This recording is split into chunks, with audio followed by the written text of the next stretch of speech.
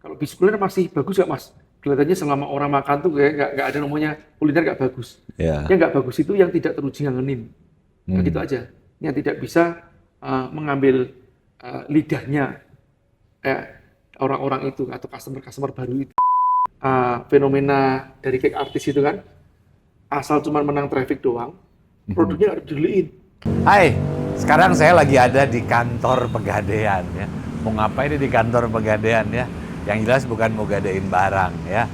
Nah, saya sekarang mau ketemu sama mentor saya. Ini Mas Jaya Setiabudi. Ini Mas Jaya ini lagi ada program apa nih sama Pegadaian? Pastinya ada sesuatu yang seru ya. Yuk kita masuk ke dalam, kita ngobrol sama Mas Jaya Setiabudi. Sekalian temu kangen, udah lama nggak ketemu. Yuk teman-teman, kita masuk ke dalam. Nah, ini udah ketemu bareng mentor saya ini, Mas Masya Jaya Setiabudi. Apa kabar, Rangga, Mas J? Ini ngomong-ngomong ada apa nih, Mas J? Kok sekarang ada di iya. Pegadaian, lagi ada program apa, Mas J? Ini sebenarnya program tanggung jawab sosial dan lingkungannya Pegadaian. Mhm, Kita bangunkan ekosistem buat UKM, mhm. namanya Gade Space. Gade Space itu adalah program tanggung jawab sosial dan lingkungannya dari Pegadaian, yang intinya memanfaatkan idle space-nya Pegadaian, baik itu untuk store seperti ini, ada meeting room-nya juga iya, ada juga bisa nanti buat food court-nya, bisa juga untuk mungkin butik-butik bersama dari mitra Pegadaian. Hmm. Intinya di situ, itu yang sudah kita bangun ekosistem.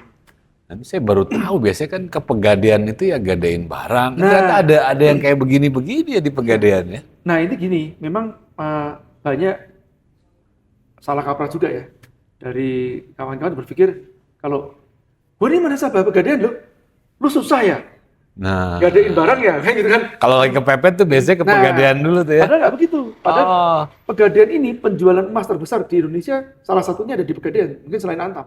oh penjualan emas Iya, terbesar. iya. Bahkan Oh, bisa jadi mungkin mengalahkan Antam kalau angkanya sekarang saya nggak ingat. iya, iya, iya, iya, iya. Ya, nah jadi orang bisa sebetulnya nabung emas bisa, beli emas bisa, umroh lewat sini juga bisa. Banyak Mhm. program-programnya. Nah makanya terus ini kan banyak produk-produk UKM gitu Iya, di sini. iya. Nah, ini sebenarnya produk-produk UKM terkurasi, ya. Karena kan ini kan lagi piloting kita nih, piloting Gade Space atau Gade Store-nya ini untuk produk-produk UKM yang terkurasi.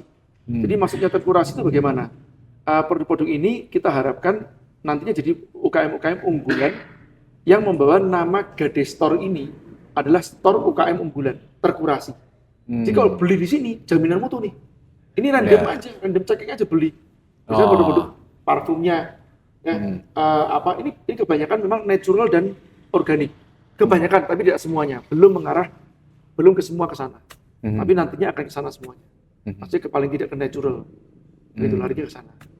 Ya, toyib lah, baik, toyib. Baik ya. Selalu nih kalau Mas C ini mendahulukan keberkahan ya. Masya Allah, larinya ke Ini sana sih. jadinya sesuatu yang baik. Nah, ini saya lihat juga banyak produk UKM ini Mas C. Iya, Ada apa ya? Banyak produk kulinernya juga nih. betul. Ada apa? Dan Ada itu, snack-snack ya. nah itu dicobain satu persatu, terkurasi itu. Aha. Artinya, insya Allah namanya terkurasi itu gini loh, menghasilkan angka repeat order atau produknya sudah teruji ngangenin. Jadi nggak Hmm. boleh nih, mohon maaf ya, sekarang kan banyak nih fenomena dari cake artis itu kan, asal cuma menang traffic doang, produknya nggak dibeliin. Oh. Ya, dia makanan biasa-biasa banget, di package bagus, dikasih merek wow, di boost traffic, di foto-fotoin influencer atau mungkin juga sama follower-followernya, soalnya kayak wah produk ini wow, padahal satu orang ketipu, dua orang ketipu, 10 orang ketipu, 1000 orang ketipu. Nah kita nggak mau seperti itu. Jadi cuma nyoba ya udah selesai gitu ya. Iya. Nggak Nah, ada nggak ada keberlanjutan dari produknya ya. betul. Itu kan masalahnya apa sih sebenarnya? Masalahnya itu nanti gini loh. Kita dalam bertransaksi itu, sebetulnya kan inti dari transaksi itu kan ridho sama ridho. Hmm. Dan jangan saling menyakiti. Kan begitu ya. Jadi harus menghasilkan hal itu.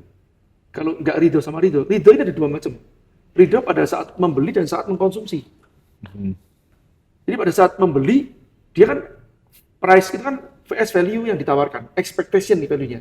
Karena belum beli atau belum dicip. Pas dia beli, oke, harapan saya seperti ini karena mungkin di boostingnya seperti ini. Ya kan? dicitrakannya seperti itu. Tapi pas dia beli, terjadi dia nyicip. Kalau di makanan ya, itu makan bicara masalah kuliner. Pas nyicip, dia kecewa. Kecewa terjadi sumpah serapah lah, doa yang tidak baik kah. Ingat loh, itu nggak berkah. Jadi ridho itu tidak berhenti hanya sampai pada saat dia beli, tapi pada saat dia mengkonsumsi. Dan ada yang ketiga, mungkin dia mengkonsumsi, dia suka. Tapi kalau itu nggak toyib, nggak baik, misalkan kadar gulanya tinggi, ya. Jadi bukan soal halal nggak halal aja ya, iya, tapi bahan-bahan yang halal. dipakai ya. Betul. Nah ini kan sekarang banyak nih teman-teman kuliner kan asal berbicara masalah, oh lagi trennya ini nih, ya kan, maaf ya, boba-bobaan lah, yang gulanya berlebihan. Nah ini kan harus hati-hati nih, banyak cuci ginjal loh anak-anak muda sekarang, gara-gara itu. Nah ini nggak toyib. Ya. Haram atau halal? Halal mungkin ya, zatnya halal.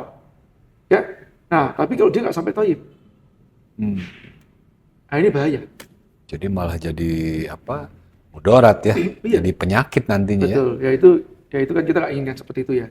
Jadi kan itu nanti jadinya tidak berkah. Ini Ya. dari situ aja. Halalnya dapat, tapi keberkahan tidak dapat. Bahkan tidak mendapatkan rahmatnya Allah. Wah, ini menarik Mas. Ini ngomongin tadi kurasi sama produk yang ngangenin. Nah, ini di bisnis kuliner ini kalau Mas J mengkurasi produk gitu ya, apa faktor-faktor yang dilihat Mas J? Ya, jadi kan nomor satu gini duluan ya. Kita berbicara kan kita ada 7 formula ya. Nah, riset pasar, riset produk, desain kemasan, merek, distribusi, promosi, konversi. Nah, ini nomor 1 sama nomor 2, ini kan melahirkan yang disebut namanya produk market fit itu kan, produk unggulan. Pasar menginginkan, ya, competition rendah, produknya teruji ngangenin atau menghasilkan angka repeat order. Nah, kata repeat order ini pada dasarnya tidak selesai di repeat. Oh ya ini yang repeat banyak nih. Banyak itu siapa? Resellerku. Nggak boleh gitu. Repeatnya itu end user. End user customer-nya. Nah, makanya pas uji ngangenin itu tidak boleh lah ke reseller. Reseller itu nomor 5 saluran distribusi. Harus ke langsung end user. Diamatin. Ambil lagi, nyoba lagi, repeat order beli atau enggak. Kalau enggak, ditanyakan feedbacknya, diperbaiki. Jadi jangan di packaging duluan. Packaging sama merek nomor 3, nomor 4. Nanti dulu. Jangan dipromosi nomor 6. Distribusi promosi gitu loh. Nanti 1, 2 duluan diberesi duluan. Nah, ini harapannya apa? Dengan menghasilkan angka repeat order yang tinggi atau bagus lah gitu ya. Segmennya jelas. Jadi bisa jadi mungkin kan oh ada yang repeat, ada yang enggak. Kita reprofile. Cari profilnya yang repeat. Mungkin ini seleranya anak muda yang repeat, orang tua nggak repeat. Seleranya orang Jawa yang repeat. Orang Sunda mungkin nggak repeat, kan gitu loh. Paling fitnya di mana gitu ya. Betul. Jadi produk market fit istilahnya. Nah, gitu itu ya. kan jadi kan marketnya beda-beda nih. Nah, setelah itu baru kita scale up ya dengan target market yang nyantol tadi itu yang sesuai yang repeat. Ya kan? Nah, sudah menghasilkan angka nih, repeat order yang bagus. Ini baru disebut namanya produk unggulan. Ya. Nah, tidak boleh yang repeat tadi distributornya ya. Atau resellernya enggak, yang repeat end usernya. Begitu. Kuncinya di situ. Nah, tadi cara mengkurasi makanan ya kalau memang gini, sebetulnya tidak pas dengan saya mengkurasi. Karena masing-masing itu kan punya selera masing-masing. Makanya dalam mengkurasi ada 2 nih.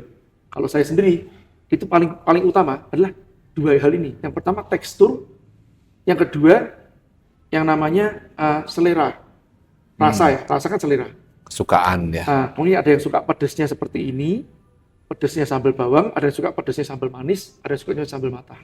Jadi ada 2 yang pada dasarnya paling utama pada saat kita mengkurasi suatu produk. Cuman ini biasanya saya juga omongkan duluan, latar belakang saya kenapa kok saya ini mengkurasi. Itu harus saya omongin duluan nih. Nah, ibu saya ini chef. Ya, punya bisnis catering, dulu pernah punya warung makan kecil, tukang masak, hobi masak, sertifikasi masak, iya gitu loh. Zaman dulu nih kan.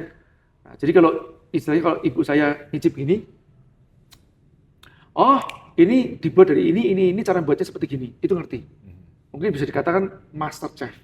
Kalau chef mungkin kan hanya bisa masak, tapi tidak bisa reverse engineering. Ini bisa reverse engineering. Reverse engineering itu maksudnya gimana Mas? Reverse engineering gini loh. Jadi kan barang itu sudah jadi. Dia bisa mengurai ini susunannya dari apa. Ya, kalau chef yang udah jago tuh dia nyoba sedikit aja dia tahu bahan-bahannya apa aja gitu ya. Makanya disebut namanya master chef. Sama kayak master trainer. Master trainer itu akan mengerti, oh seseorang ini kekurangan trainingnya di bidang apa? Atau perusahaan ini perlu training bidang apa? Atau bagian mananya? Dia akan ngerti. Itu master levelnya. Dia bisa reverse engineering. Jadi dari pengalaman orang tua ini dan juga mungkin Rangga tahu sendiri kan saya kan keliling kota. Itu kan kebanyakan itu alumni-alumninya banyak pengusaha kuliner. Satu roadshow itu kan saya kulineran. Kalau orang Cindo ini ya kan kebiasaan kulineran gitu loh ya. Jadi cukup satu memang orang tua mendukung karena ibu sebagai seorang chef. Yang kedua suka makan, hobi makan. Yang ketiga roadshow se-Indonesia berapa ya? Mungkin bisa dikatakan hampir 1000-an kali lah gitu ya. Kalau di Indonesia itu saya roadshow. Di 50 kota. Jadi satu kota tuh ya bisa sampai 5-10 kali juga ada kan. Ada 20-an kali ada juga.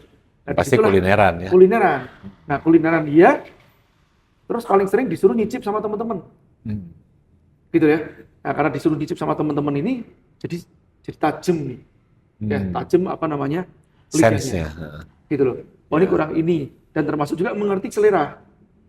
Ya, selera kota ini memang seperti ini, kota ini seperti itu. Kalau contoh nih Jawa Tengah jelas manis, Jogja manis. Tapi Jawa Timur kan sukanya asin sama pedas, kan begitu kan?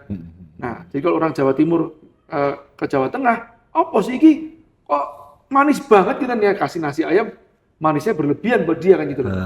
Nah, sebaliknya orang Jawa Tengah ke tempatnya orang Jawa Timur juga berbeda. Makanya pas kita nyicip, kita tanya dulu target marketnya siapa.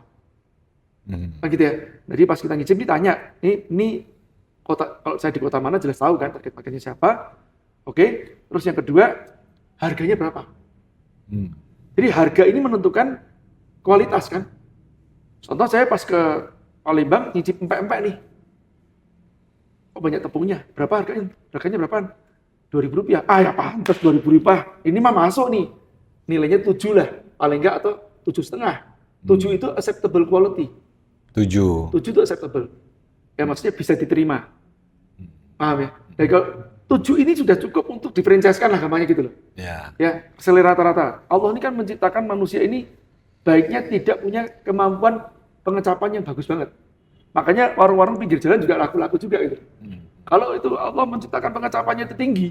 Seperti mungkin kalau dibilang kan mayoritas orang tipenya penglihatan lebih tajam dibandingkan pengecapan. Ya, ataupun pendengaran ataupun penciuman. Nah, pengecapan nggak banget tajam. Makanya kalau bisa dikatakan ada juga orang yang taunya enak sama enak banget. Berarti rasa itu bukan dari lidah aja berarti Mas ya. Kalau kita bicara customer experience gitu di bisnis kuliner ini. Nah, jadi bisa dikatakan begini sih. Banyak yang tidak punya kecerdasan pengecapan. Ya, itu. Jadi olfactory gustatory, ini kan penciuman sama pengecapan tidak banyak yang jago yang punya. Bisa nyium sesuatu bisa bedain ini apa, jarang. Jarang yang mampu seperti itu. Nah, orang-orang ini tentu aja nilainya nanti sampai ke angka 9 gitu loh. Kalau scoringnya. Kalau 7 itu sudah rata-rata masuk semuanya nih. Wah, enak nih gitu loh. 7 itu udah begitu. Nah, untuk nilai ini tadi ada 2. Satu, tekstur, kedua rasa kan. Kalau rasa bisa selera. Nah, tadi selera disesuaikan sama target marketnya siapa. Kan begitu ya. Nah, balik lagi ada yang suka pedesan, ada yang nggak suka pedesan. Kan begitu juga, asin sama nggak asin gitu loh. Ada. Nah, tadi masalah tekstur. Nah, tekstur ini universal. Ya, jadi tekstur itu alot atau apa. Betul. Gitu ya. Alot, lembek, keras, ya tajam, ya lembek, lengket. Itu tekstur itu universal. Kayak nasi aja di daerah misalnya di daerah Jawa Tengah gitu ya. Ada yang nasinya misalnya lebih senang kalau dimasak lembek gitu ya. Itu memang nasi memang ada lagi ya. Ada yang perak gitu ya. Nasi itu di daerah Pekanbaru sukanya yang pecah itu namanya apa tuh? Perak, nasi perak. Jadi nggak kemakan buyar. Bukan pulen ya. Bukan pulen. Nah, kalau itu selera. Itu selera. Tapi kan paling nggak nasi ini kan tidak kerasnya. Kita nggak disuruh makan nasi kayak intip kan. Kan gitu loh. Ini teksturnya kan jelas tetap masih bisa diterima. Paham ya? Jadi kalau terlalu keras, contoh nih, kita jualan keripik nih. Keripik terlalu keras nih. Nanti mesti kan repeat-nya kurang. Aduh, capek juga nih ngomongnya. Nah, repeat-nya kurang. Nah, itu tekstur yang universal. Ya, jadi ini renyah, empuknya pas, nggak terlalu keras. Contohnya begitu. Itu tekstur. Nah, tekstur ini universal. Kalau tadi masalah rasa, selera itu kan berbeda-beda. Itu aja sih sederhananya. Jadi apa yang harus diperhatiin ya apa rasanya itu secara bukan cuma rasa makanannya aja ya, Iya. teksturnya. Ya. Mungkin saya juga nambahin gini Mas C, kalau misalnya bicara customer experience itu ya saya pernah baca gitu ya, pernah baca ada dalam salah satu jurnal bahwa orang itu kembali ke sebuah rumah makan itu hanya 30% karena makanannya. Nah, sisanya yang 70% itu karena experience, karena pengalaman yang dia dapat. Ini gitu konteksnya ya. rasanya. Konteksnya. Bukan kontennya. Iya, paham. Gitu. Iya. Jadi selain rasa makanannya, pengalaman berarti kan pada pelayanan. Betul. Terus ada mungkin ada juga dari zaman dulu sebetulnya orang udah biasa FOMO. Jadi kalau ada tempat rame, mereka datang kayak ke Kopi Klotok, terus ke tempat-tempat yang pasti di setiap daerah ada ya. Iya. Ada ikonnya masing-masing ya. Betul. Biasa yang paling favorit mana nih, Mas J? Nah, kalau aku tipe gini, Rangga. Jadi kan gini, tadi kan bicara masalah value. Value kan versus price kan. Nah, ini kan ada value itu kan ada rasional, ada emosional. Nah, ada konten, ada konteks. Tadi emosional yang. Tadi emosional. Nah, tapi memang aku itu mungkin termasuk orang-orang yang rasional. Dalam arti makan rasa bukan kasta.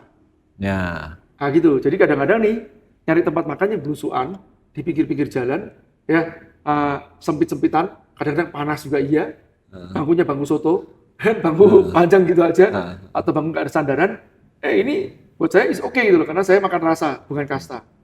Dan ini kalau disingkat manrobuka. Makan rasa bukan kasta, oh iya. Manrobuka. PT-nya makan rasa bukan kasta. Nah, jadi itu kan ya beda ya. Mungkin target marketnya berbeda. Saya tidak benar-benar terlalu memikirkan masalah experience berlebihan sih. Oh. Nah gitu. Kenapa? Karena saya berprinsip ya. Satu tadi itu, saya makan rasa bukan kasta. Kedua, yang long last, yang langgeng itu biasanya yang kontennya kuat duluan. Masalah nanti dia experience-nya menjadi tambahan, value added tambahan, itu nanti. Tapi biasanya kontennya kuat, dia akan evergreen. Itu saya udah buktikan. Kan kita perhatikan ya, kalau di di Bandung ini daerah Gardujati itu sederetan cuma jual nasi goreng aja yang langganan saya. Itu nggak murah juga. Sekarang nasi gorengnya jadi 35.000-an kalau sama telur. Nasi goreng Gardujati. Pinggir jalan gitu kan. Nah, nasi goreng pete. Ini kan mereknya namanya aja apa ya? Nggak jelas Maknyos atau apa gitu ya. Yang terlalu umum lah gitu ya. Tapi itu 20 tahun lebih ya berdiri di situ. Ya, dan bisa dikatakan selalu ramai. Sederetan itu ada rondenya juga, sampingnya juga iya. Selalu ramai juga. Ya kan? Nah, ini kan menunjukkan memang rasa duluan sih kalau buat saya. Ya tadi itu kalau ini kan sudah di atas 7 lah ya. Ya masuknya di atas 7. Karena kalau misalkan 7 itu nanti dia harus nambahin pakai konteks. Bukan konten saja kan. Ya atmosfernya ya, pelayanannya. Kadang-kadang kita kalau ingat kita dulu makan sate kelata. Yang orangnya sudah meninggal kan di Jogja kan. Ya, ini sayangnya dianya bapaknya meninggal pada saat pandemi, istrinya nggak bisa masak. Nah, ini kan si istrinya itu kan tukang ngomel-ngomel kan. Kalau kita kalau ngomong kan kenceng banget kan. Kadang-kadang kita pesan minum apa? Gini nih. Setengah jam kemudian, a few moments later, ya, minum belum keluar masih tanya lagi. Tanya, minumnya apa? Mobilnya apa? Masih tanya, lihat. Tadi itu diomongin, Bu catat Bu, wah mah, lu ini malah dimarahin kita. Kan galaan dia daripada kita. Tapi kita tetap makan di sana kan. Karena rasanya. Dan tempatnya pun dia tahu sendiri kan itu agak bingung gitu kan. Karena rasanya. Itu kan sering seperti itu kan, kecuali ada pembanding rasanya ya 11,5 sama 12 sama-sama ini nih, ya. Nah, terus tapi pelayanannya lebih enak. Nah, kita akan switch. Jadi yang pelayanannya lebih enak. Iya, jelas itu. Tapi kadang ada juga yang gini Mas, yang rasanya biasa aja tapi kok rame gitu ya. Nah, itu gini, ada beberapa macam ya.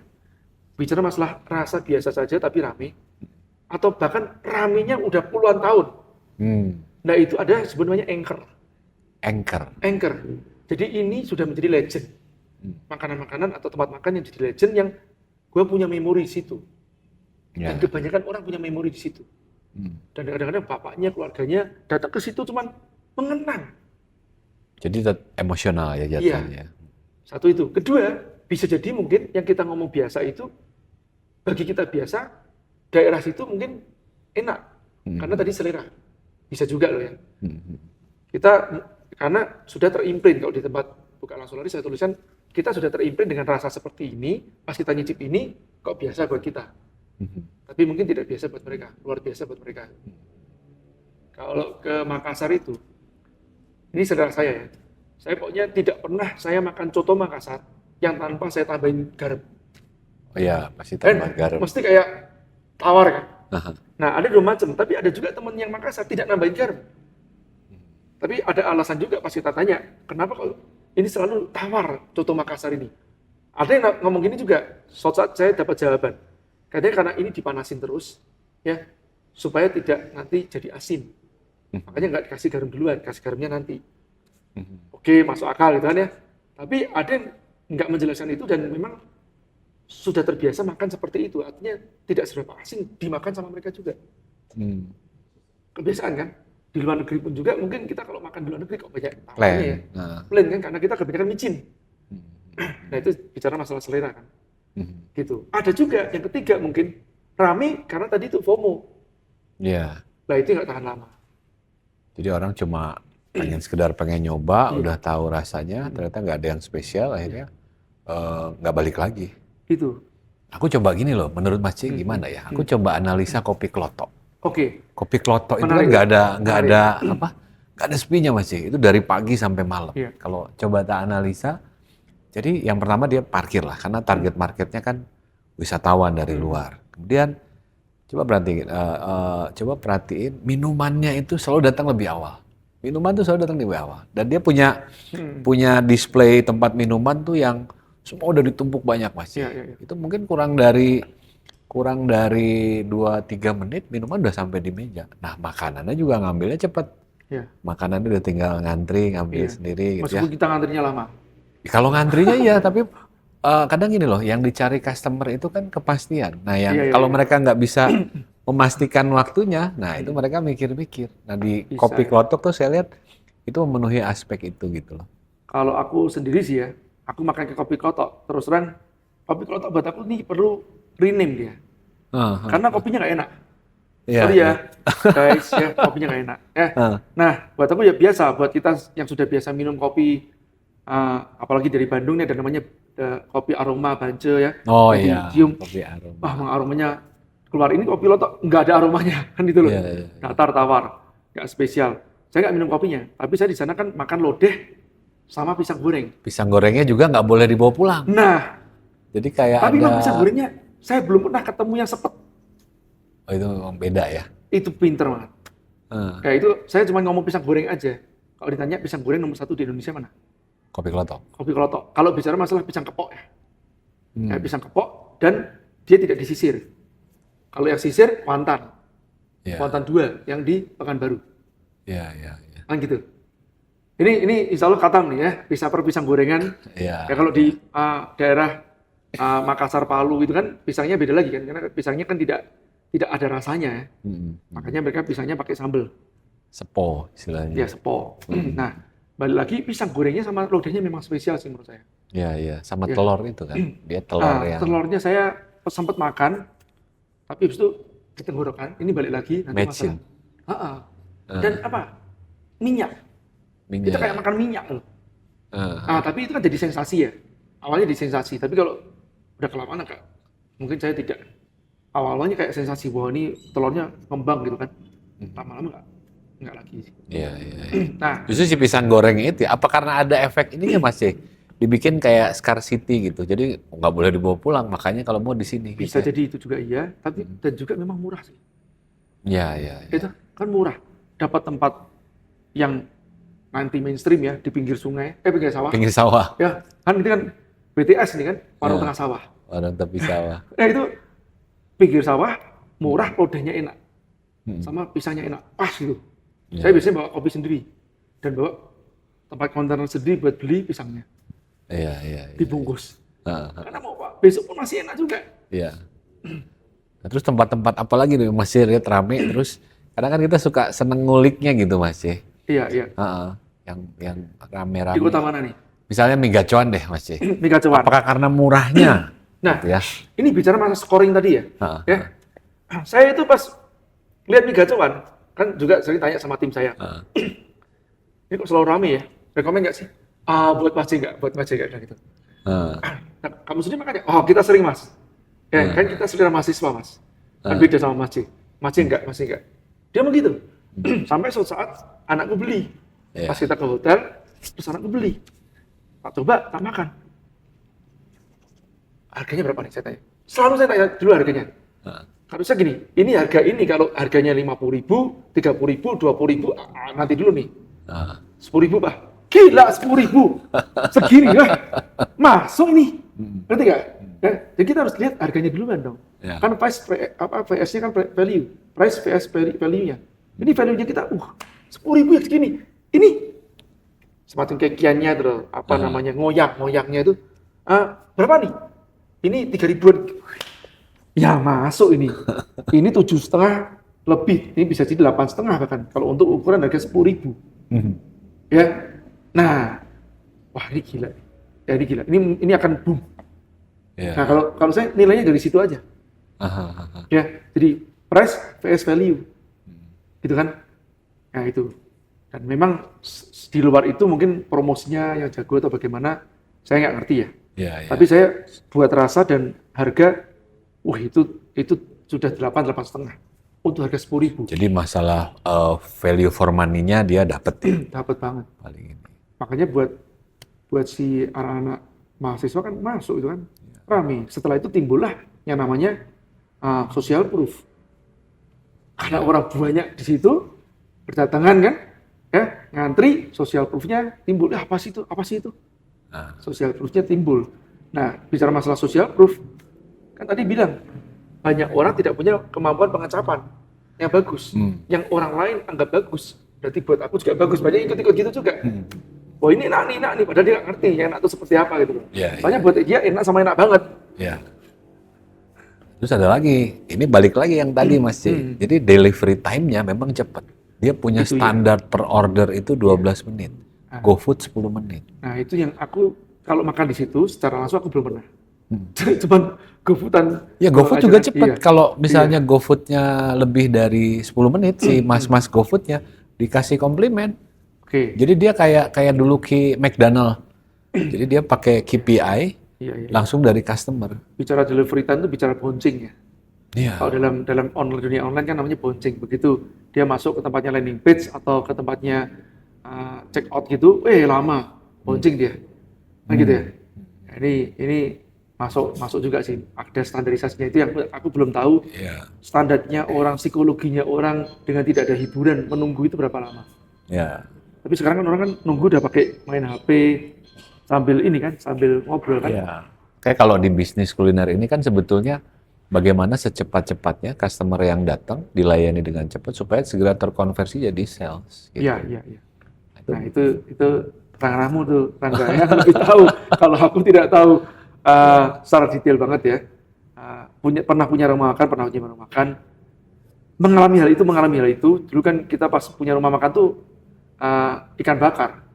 Ikan bakar. Iya, itu kan cycle time-nya agak sedikit lama ini pas bakarnya kan. Iya. Nah, sebenarnya tidak cocok buat makan siang ternyata.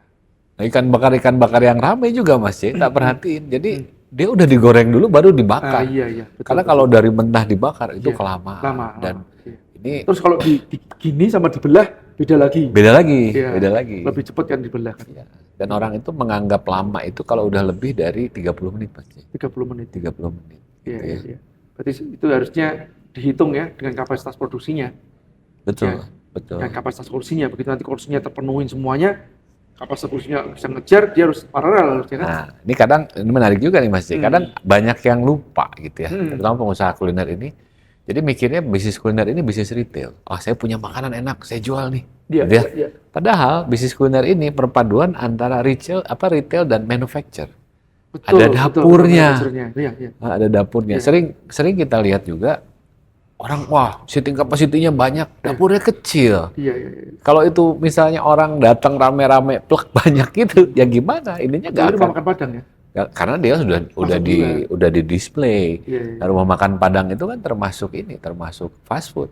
Ya. Jadi delivery time-nya udah keukur. Saya Betul, makan di situ, bisa saya makan, langsung bayar, udah cepat Iya. gitu ya. Nah, Itu kalau tadi kayak contoh ya 30 menit tadi itu pernah riset nggak? Misalkan dia misalkan aja nih ya. Dulu kan kita kalau nunggu lama dikasih kaca kita seneng. Pernah riset Oh nggak iya, itu? iya, iya. Jadi ada hal yang membunuh kebosanan tadi itu. jadi ada faktor experience. Jadi experience-nya tuh jadi visual experience, Iya, apa yang dilihat di tempat itu. Kemudian suara musik Oh, musik. misalnya apa gitu ya. Nah, itu juga bantu menenangkan customer gitu ya. Terus aroma bau-bauan. Makanya di Starbucks itu Mas, dia udah punya customer journey map-nya. Iya, iya. Jadi dari mulai customer parkir, buka pintu, apa yang dia lihat, apa yang dia cium, apa yang dia dengar, dari mulai greeting sampai musik gitu ya. Ada semua, sampai dia keluar, customer journey map-nya udah dipikirin gitu. Kalau yang Indonesia, contohnya yang mana? Indonesia. Rumah makan Indonesia. Ya Yang saya bilang lokal ya Mega Cowan. Tiga Cuan. Ya Mega Cuan itu secara konten dan konteksnya udah dapet. Iya, iya. Itu pernah dengar dari seorang guru franchise nih Pak Burang nih ya. Itu membedahnya, karena saya belum pernah ke sana ya. Jadi kan saya selalu pesan via online aja. Nah, jadi katanya itu mereka ini memang unggul di production. Jadi dia sangat lean. Benar. Jadi masuk gitu kan, paling ujung gudang, sampai ini tempat produksi. Selesai di situ dan satu baris. Benar. Tidak dua baris. Benar. Atau tidak dua kolom lah gitu ya. Gitu ya, betul ya? Benar. Jadi memang supply chain-nya udah dipikirin gitu ya. Terus dari mulai supply chain tuh, ya, wah murah gitu apa ada untungnya? Oh ada dong gitu ya. Ya kita pemain kuliner tuh kadang suka ngitung rezeki orang Mas. Kita udah tahu dia HPP-nya berapa. Tapi yang menarik memang itu tadi yang ini orang mungkin bisa ngikutin produknya, bahkan bisa lebih enak. Tapi ya bicara lean prosesnya tadi, memang benar. Jadi di dapurnya itu ya, saya tahu ini dari orang Mega Cuan ya, dapat bocoran dari orang Mega Cuan ya. Dia punya standar order 12 menit per order. Kalau misalnya lebih dari 12 menit, ya begitu customer order makanan belum keluar, itu ada lampu di dapur nyala. Ya. Kemudian 2 kali lampu di dapur itu nyala, store manajernya kena SP2, nggak ada ampun. Wow. Ya, di dapur itu karyawan itu kerjanya udah kayak robot. Maksudnya kayak robot tuh udah nggak mikir gitu. Semua udah pada tempatnya. Yang bikin autopilot. Yang lama itu kan bikin mikir ini nyari ini di mana gitu ya. Iya. Ya, dengan segitu banyak customer. Itu bumbunya mereka itu kayak mereka itu bumbunya itu masih jumbut-jumbutan atau sudah ditakarin semuanya? Sudah ditakarin pasti. Takarin. Pakai plastik semuanya atau bagaimana? Atau pakai dispenser yang sudah di timer atau bagaimana? Ya pasti ada mekanisme itunya lah gitu ya. Penasaran saya.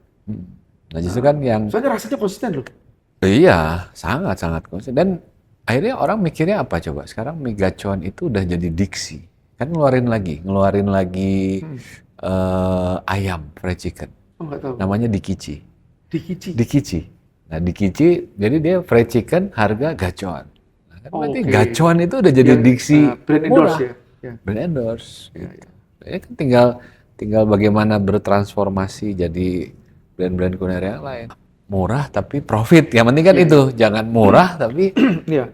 Oh iya, jelas. profit. Ya. Iya. Kan murah itu harus volumenya Iya. gede juga kan. Karena saya juga pernah main di Jawa Tengah kan Mas. Saya main di Jawa Tengah. Wah, gila mainnya. Di sana murah-murahan nunggu siapa mati duluan. Bunuh-bunuhan jadinya. Padahal kan kalau bicara murah itu kan ada margin mix-nya gitu ya. Kecuali money Ada laundry. substitusi iya, Kecuali money laundry. Money laundry. Baik, ngomong-ngomong money laundry. Money laundry itu udah masuk nggak sih ke tempat bisnis makanan? Pasti udahlah. Udah ya? Pasti udahlah. Perkopian mungkin ya? Pokoknya hati-hati yang suka banyak ngasih giveaway, hadiah banyak kayak itu. Kayak gitu. Aku mau tanya nggak, kan sebagai pengamat, kalau kan saya kan penikmat kuliner nih terutama ya. Bicara masalah mengamati bisnis kuliner banget, tidak banget ya. Fenomena akhir-akhir ini yang menurunnya daya beli itu berpengaruh nggak ke tempatnya bisnis kuliner? Pasti ngaruh. Karena yang kelas mana yang berpengaruhnya? memang di kelas menengah masih. Menengah. Jadi kalau yang jualnya mahal gitu ya, ini ya relatif lebih stabil. Atau yang murah-murah sekalian kayak Migacon ya masih aman. Jadi satu analisisnya, ini kan tidak mungkin orang yang menengah itu berhenti makan. Iya. Benar nggak? Tapi orang menengah itu makan yang lebih Dia murah. turun ke bawah. Berarti dia turun ke bawah kan? Turun ke bawah. Artinya sebenarnya gini, ada satu kesalahkaprahan pada saat kalau ini yang menengah turun ke bawah, bisa jadi mungkin yang ini juga turun ke bawah lagi. Mungkin kan? Yang A-nya. Ya, Oh, yang bawahnya, yang paling bawahnya. turun ke bawah lagi kan? Nah, jadi bisa jadi kan existing customer, kalau diperhatiin gini, oh ya di tempatku sekarang ini kok terjadi penurunan penjualan ya. Customerku kok jadi tidak balik lagi ya. Mungkin karena dia turun kasta. Iya.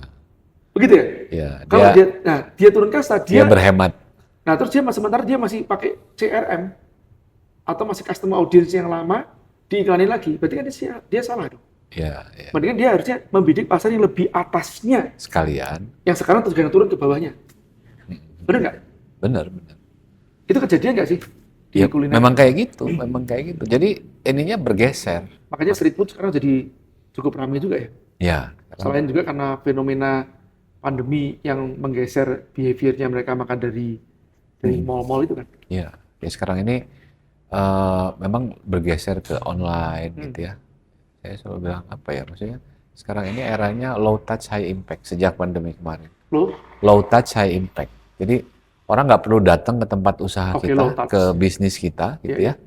Tapi selama mereka merasa terlayani melalui packaging atau mereka senang lihat sosmednya atau konten-kontennya, itu bisa terkonversi jadi, dan nggak harus GoFood loh ya. Justru kalau GoFood terlalu banyak gitu ya, misalnya di atas 50% aja pembeliannya GoFood, udah pasti untungnya tipis banget dan malah rugi bisa jadi. Iya betul, dan ini bahaya buat teman-teman sih ya. Nah ini bicara masalah ojol food ini sekarang kan katanya sampai 40% ya? Ya 30 kalau ditambah promo-promo. Ya, pas promo, kalau nggak ada promo tenggelam dia. Kan kayak orang yang hidup di takar market size-nya kan. Betul. Ya, takar nih, market share-nya lah ditakar. Share-mu cuma sampai sekian aja nih, kecuali lu ikut promo nih, kan gitu ya. Iya. Nah, ini sebenarnya nggak sehat. Benar. Teman-teman ada nggak pemikiran untuk long term corrective action-nya? Short term-nya masih ke ojol food itu. Long term-nya bagaimana? Iya. Caranya menggeser traffic itu. Ya mungkin kalau sekarang nyiasatinnya jadi ngumpulin database database, jadi ditawarin pengirimannya pakai GoSend gitu. Nah, itu kan masalahnya kan mereka kan tidak apa ya, pas ngirim nggak tahu ini yang nomor HP-nya, WA-nya kan disembunyiin sama si ojol itu kan. Ya kalau sekarang iya begitu. Ya dimasukin kupon. Tapi dimasukin kupon. Nah, udah banyak gitu seperti itu juga. Iya. Jadi pada saat pengiriman disampaikan kalau mau order lagi di situ. Nah, itu kupon yang paling banyak efektif untuk mengkonversi mereka ke situ lagi. Itu bentuknya kupon potongan diskon, kupon rupiah, atau kupon undian berhadiah. Kalau untuk makanan. Makanan. Nah, biasanya sih ini ya, kayak voucher cashback gitu ya. Jadi cashback. Misalnya kalau beli 50.000 dapat 5.000 potongan. Oke, berarti voucher potongan bersyarat. Potongan bersyarat. Oke. Gitu. Siap. Ya, ada juga yang cuma ngasih nomor teleponnya aja atau brosur kayak gitu ada. Tapi ya memang sekarang ini kalau sama yang kecil-kecil sih belum kerasa. Cuma yang cabangnya udah banyak, coba transaksinya 1M. Berarti kan 300 juta harus sudah masuk. Lebih gede dari pajak PB1. Betul. Dan nggak bisa apa-apa. Ya itu ada fenomena ya. Ada satu kawan kita ini jualan martabak. Yang pertama 2022 omsetnya 6 miliar, untung 1 miliar. Di 2023 omsetnya 9 miliar, untungnya 500 juta. Malah lebih kecil. Lebih kecil. Ya. Nah, kenapa? Karena masuk ke komisi ojol tadi ya. Ojol tadi itu. Ngeri nggak? Dan sementara market ini udah mulai bergeser behaviornya ke sana. Trafficnya itu ke tempat mereka. Behaviornya. Kan begitu ya, sejak pandemi terutama kan. Tambah lagi kan. Tapi sebenarnya kalau bisa mengedukasi customer-nya, marketnya, gitu, akan jauh lebih efisien kalau dikirim langsung. Gitu. Nah, permasalahan gini, kirim langsung itu kan ada radiusnya. Ya. Dan juga orang ini kan maunya cepet nih. Sementara kalau dia cuma motornya satu, bolak-balik belum balik aja dia Gosen maksudnya. Lebih Oh, pakai Gosen. Gosen ya. Banyak kan sekarang pakai Gosen ya. Pakai Gosen. Atau sekarang disiasati pakai Hosok ya. Iya. Banyak yang seperti itu kan. Bisa lebih murah. 30% mas selisihnya Iya, betul. masih. Iya. Nah, cuma gini nih, memang repotnya kalau ya kecuali kita sudah punya traffic ya. Yang sudah mandiri mau pakai Gosen sih nggak masalah ya. Kalau itu trafficnya tidak mandiri kan masih ketergantungan terhadap trafficnya sana. Oke, kalau bicara, kita kan kalau di podcast ini selalu bicara peluang tantangan Mas ya. Iya. Ini kalau Mas yang lihat peluangnya ke depan gimana di bisnis atau tantangannya dulu? Kalau kuliner itu ya, kalau menurut saya itu never ending gitu ya. Iya, Kan iya. apa ya? Ini kan bukan produk yang solve the problem. Ini kan bicara masalah bukan needs marketnya, ini kan market wants ya, yang orang punya selera, ya kan, yang bisa bergeser. Nah makanya kalau ditanya, Mas, kalau bisnis kuliner masih bagus nggak Mas? Kelihatannya selama orang makan tuh kayak nggak ada namanya kuliner nggak bagus. Iya. Yang nggak bagus itu yang tidak teruji ngangenin, nah, gitu aja. Yang tidak bisa mengambil lidahnya orang-orang itu atau customer baru itu, ya kan? Selama seperti itu. Cuman bicara masalah pricing sekarang. Nah kalau saya melihat sih dengan ini bukan berkurangnya kelas menengah, matinya kelas menengah nih. Dengan adanya PPN segala ini matinya kelas menengah nih. Jadi kita ini kan lowong, beneran lowong nih. Kalau ini analisis tajamnya, itu ini akan beneran lowong atas bawah. Ini sampai kapan menurut Mas sih? Nah ini bahkan barusan kan keluar progresnya Pak Renat disebut namanya sekuler stagnasi. Ini akan jangka panjang. Ya jangka panjangnya saya belum tahu berapa tahun kan. Akan jangka panjang seperti gini. Saya ngomong terus terang ya. Berbicara masalah toyib plus minus. Ini kedesperatean saya, sorry to say, terhadap pemerintah yang ada juga yang bicara masalah PPN, yang menghitung PPN itu. Buat saya bukan masalah naik 1% ya tahu, tapi masalah PPN itu yang dihitungnya dari mana gitu. Ya, yang benar itu harusnya PPN itu kan dihitung dari end produk gitu loh. Jangan proses produknya juga dihitung juga. Misalnya saya beli kain, beli bahan baku, kalau dia PKP, misalnya kena pajak, sudah kena bahan bakunya juga, beli kancingnya, beli apanya, itu dia PKP juga, kena pajak juga. Iya enggak? Nah, ini nanti ada hubungannya sama kelas menengah yang hilang. Ini artinya kan yang beli ke tempat mereka-mereka yang PKP, ini kan kelas menengah. Atau perusahaan yang bisa katakan udah medium, menengah ya. Misalnya omsetnya ratusan juta sampai miliaran lah, paling enggak. Nah, belinya ke sana nih, lumayan partai besar. Bukannya partai kecil lagi kan gitu. Ini PKP. Ya. Nah, pas distribusi ke sana, ke ring 1, ring 2-nya ya. Atau ke distributor, ke agen, ini kena pajak lagi juga, PPN lagi juga. Karena mereka sudah PKP. Iya, padahal resikonya kan tetap ada di pengusahanya ya. Ada yang waste, ada yang kebuang, ada yang hilang. Sebetulnya itu apa ya? Kadang ini dilematis ya. Saya pernah menuliskan tentang masalah pajak alokasi. Nggak masalah juga sih, kalau anggota DPR-nya benar. Ya, ini agak tujuan nih ya. Ini tantangannya berarti ini ya. Anggota DPR-nya benar, mohon maaf, menterinya benar, ASN-nya benar, kan? Nah, masalahnya kan banyak dari dana-dana kita ini dihamburkan gitu, tidak tepat sasaran. Ya, itu yang agak membuat kita satu antara ridho sama nggak ridho gitu kan. Sementara, mohon maaf nih, judol menggerus market kita sudah berapa puluh triliun gitu kan ya. Nah, dari judol itu sendiri menggerus nih market kita. Market orang mengkonsumsi, jelas kena. Dan judol-judol itu masih dilindungi. Bahkan backingnya para kelas A kan ya. Ini obrolan kuliner tepi jurang ini teman-teman. Iya, ini nanti yang repotnya apa?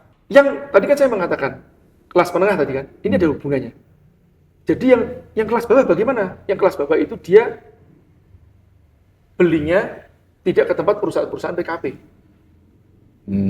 Ya, tapi mungkin dia kulangkan juga dari PKP, cuman mungkin dengan marginnya sangat kecil, akhirnya dia kena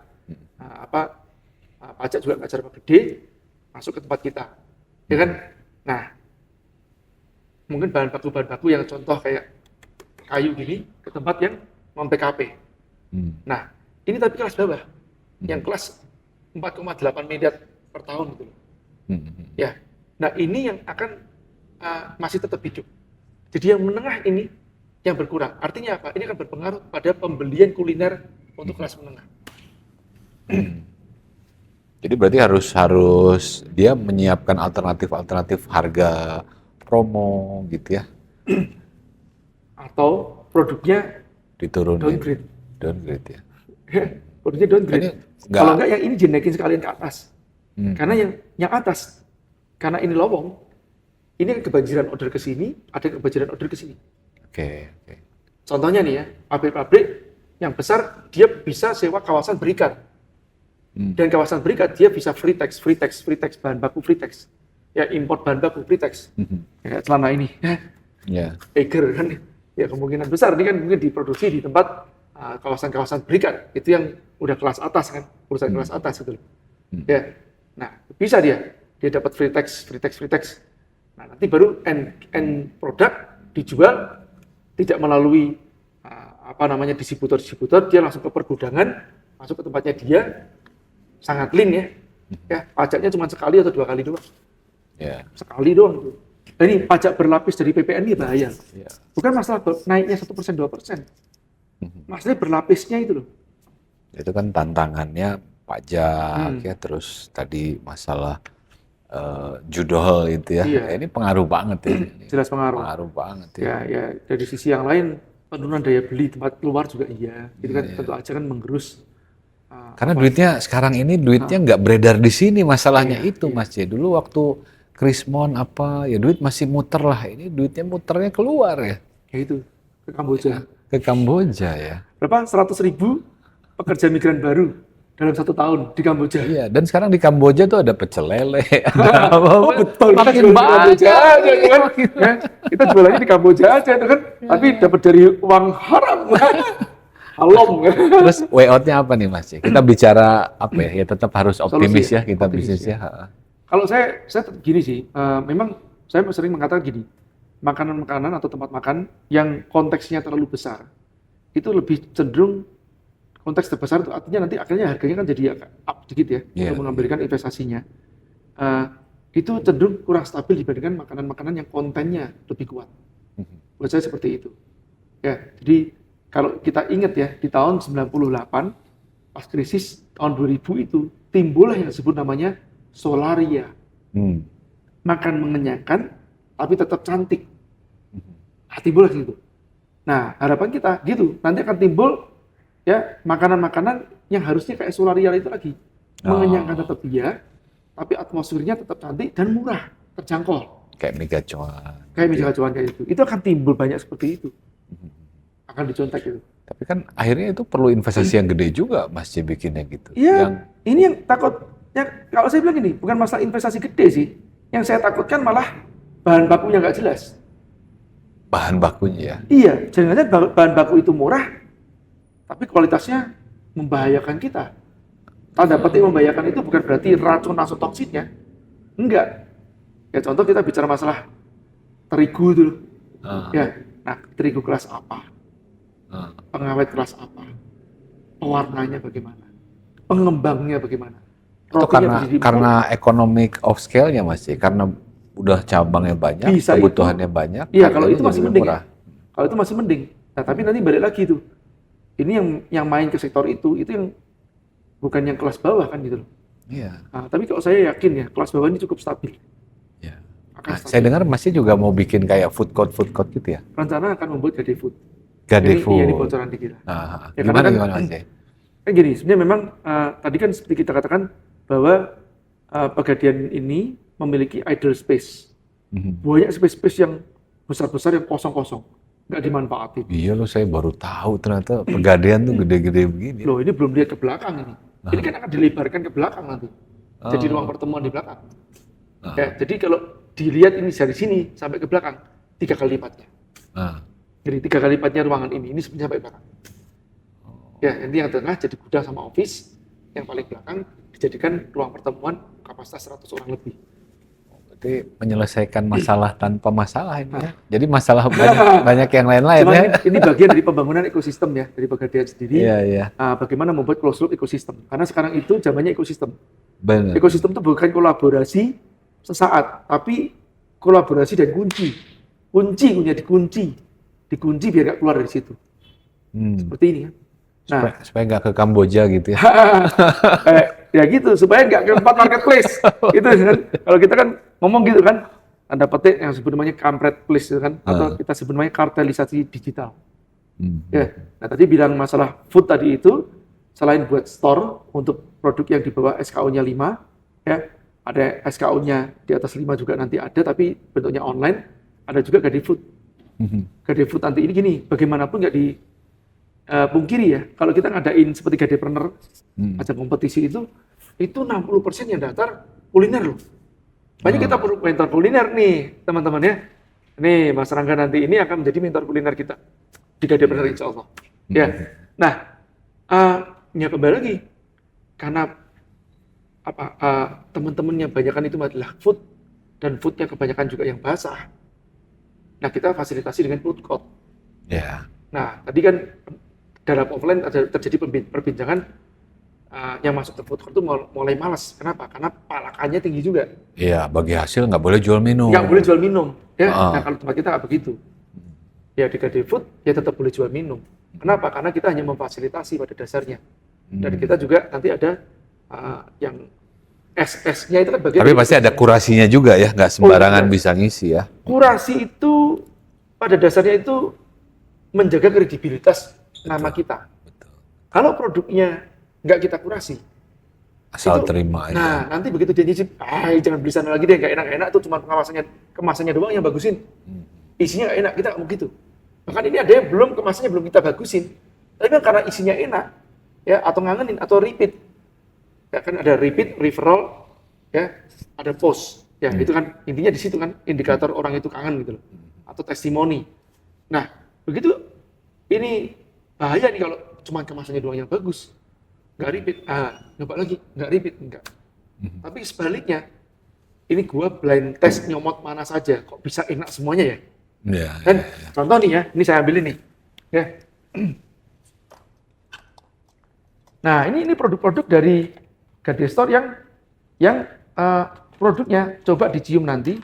Ini parfum nih. ini apa? Parfum. Parfum. Ini kan ada testernya di Rangga.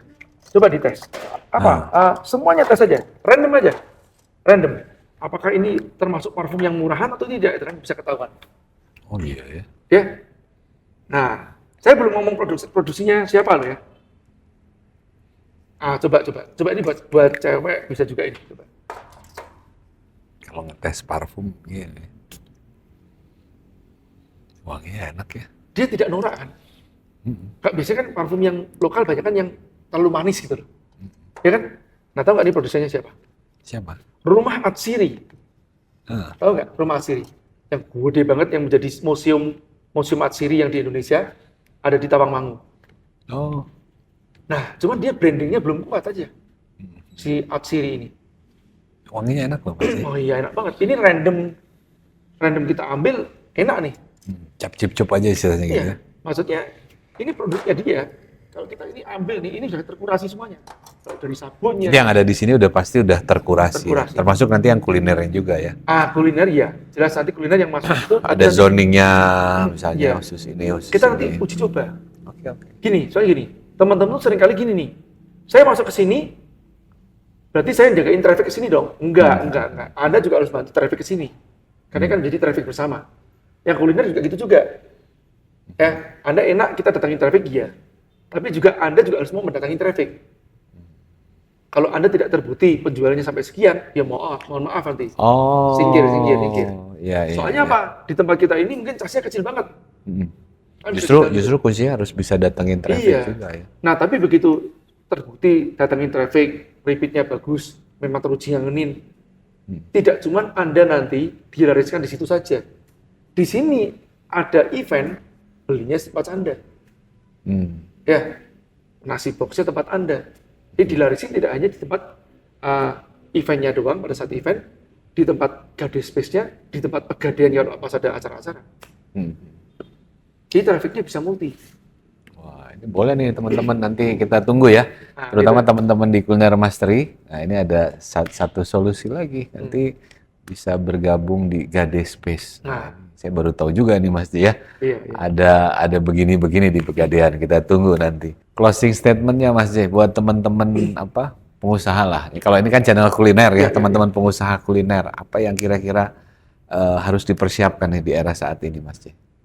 Ya, era saat ini atau untuk pesan untuk secara umum nih? Ya, secara umum boleh atau. Iya. Ini kan saat ini kan orang lagi nganggap nih sekarang lagi susah nih gitu ya. Iya. Cari customer apa gitu ya. Ya mungkin penekanannya ke situ. Ya, kalau buat saya teman-teman kuliner ya, saya bilang kan kuliner itu nggak ada matinya. Tapi yang seperti apa yang nggak ada matinya? Tapi banyak yang mati pengusaha kuliner kayak gitu Mas. Itu makanya itu, yang mati itu yang seperti apa, yang nggak mati yang seperti apa. Kita lihat kok, yang kalau saya bilang yang kontennya kuat, itu dia udah utama duluan, itu dia jarang matinya. Ya. Nah, jadi main Produknya dulu ya. Iya, kalau saya balik konteks itu kalau perlu kita berbicara masalah 30 sampai 40% saja. Tapi konten produknya memang sudah sangat kuat sekali itu loh. Nah, itu yang akan membuat Anda akan langgeng. Itu dulu aja. Jadi jangan banyak main promosian, influencer dan yang lain-lain. Tapi produknya benar-benar fundamental. Itu harus rajin blind test dia ya. Ya, Blind test. testing itu kan di komunitas-komunitas yang mampu beli intinya. Jangan jump to conclusion duluan, target market itu seperti ini, belum tentu. Yang penting mampu beli, bisa jadi mungkin target marketnya ada bidik muda-muda, ternyata orang tua juga suka. Ya, bisa jadi kan salah bidiknya itu. Dulu iPad dikiranya orang yang pinter-pinter, ternyata buat orang tua sama anak-anak malah. Kenapa? Saking user experience-nya enak, user friendly-nya banget gitu loh. Kan gitu ya. Nah, jadi prinsip dari bisnis umum ya, teman-teman, bagaimana kita itu menghasilkan ridho sama ridho. Itu paling penting di situ duluan. Ya, makanya untuk bicara masalah ridho sama ridho, tongkrongin aja. Ya, 1-2 tahun itu kita tongkrongin, kita liatin habis nggak. Nah, itu penting kan? harus ditongkrong. Iya, habis nggak, mukanya senyum nggak, balik lagi atau enggak. Ya ada fenomena autopilot juga Mas C, pengennya buru-buru autopilot itulah aja. Jadi akhirnya autopilot minded gitu ya. Begini ya, bicara masalah autopilot tuh hati-hati banget sih ya. Iya. Too early kadang-kadang teman-teman berbicara seperti itu. Dan kalau yes, ya pun juga, Anda pas jualan pertama kali, ini ingat satu buku judulnya Pour Your Heart Into It, punya si Starbucks itu apa namanya? Our Salt. Iya, Our Salt. Ya. Nah, Anda naruh hati Anda di situ, melayani dengan hati. Pertanyaan pada saat autopilot tadi itu, hatinya pindah nggak? Hatinya udah autopilot pindah ke sini nggak gitu loh? Iya. Jadi ini belum terbentuk corporate culture-nya kan? Hatinya nggak pindah ke situ, pelayanannya nggak seperti itu, tumbang. Ya. Ya kan, kalau kita bicara masalah pelayanannya, nggak cuma masalah rasanya doang. Karena balik lagi, kalau cuma bicara masalah rasa doang, kalau ada yang lebih enak, pelayanan lebih bagus, Pindah. atau 11,5 dengan 12 aja, saya milih yang 11,5 tapi pelayanannya lebih bagus. Ya. Kan begitu. Put your heart into it. Into it. Ya, keren Mas J. Oke, Mas J, ini senang sekali bisa ketemu lagi sama mentor. Semoga nanti ada yang bisa kita sinergikan, kolaborasikan ya untuk dengan senang hati. Indonesia pastinya ya. Ini sebenarnya jawaban dari solusi jawaban dari masalah-masalah yang teman-teman inginkan. Ya kan, sekarang gini, banyak teman-teman tuh buat produk ngangenin ya sudah banyak. Tapi pas begitu skill nggak punya ilmunya. Iya. Kan banyak itu ya. Mau ini kemarin datang nih, saya punya soto Padang enak, icipin enak nih. Wih, buat daging kok bisa kriuk gini gimana? Direbus dulu nih, gini. Oh gitu ya. Terus mau jualannya bagaimana? Itu aja mau mulai bagaimana? Karena kan biasanya orang mau mulai kuliner, usaha kuliner kan takut ya. Kuliner kan termasuk yang high risk loh. Ya kan? Buka ya kalau hari ini rame, nggak rame. Besok basi bagaimana gitu loh. Iya. Nah ini perlu ilmunya dari kuliner mastery. Juga ilmu mengajarkannya. Ini kadang kan kalau saya ini maksudnya pelaku jadi nggak ngerti teori-teorinya gitu loh Mas C. Kadang ya ini teman-teman aja yang ini teorinya ini supaya bisa lebih mudah diajarin ke teman-teman. Kalau saya kan jurusnya main action aja kita dulu ya. Dari action itu belajar. Kita formulakan ya. Jadi formulanya nanti bisa dibantu juga nanti sama Mas J ini ya dan teman-teman. Terima kasih Mas J sekali lagi sehat-sehat ya. kita menua bersama Mas Wah, Jay. iya. Dulu kita menolak tua bersama, Menolak sekarang tua. kita menua bersama. Kita lebih acceptance sekarang. Ya. Makanya kita Om. Manggilnya Om. Oke, terima kasih teman-teman. Semoga bermanfaat apa yang tadi dibahas bersama Mas Jaya Setiabudi ya. Sampai jumpa di konten-konten berikutnya seperti biasa bersama Kuliner Mastery, kuliner Indonesia dan dunia. Ini Pak Bondan nih Mas Oh, Jaya. Masya Allah, Pak Bondan.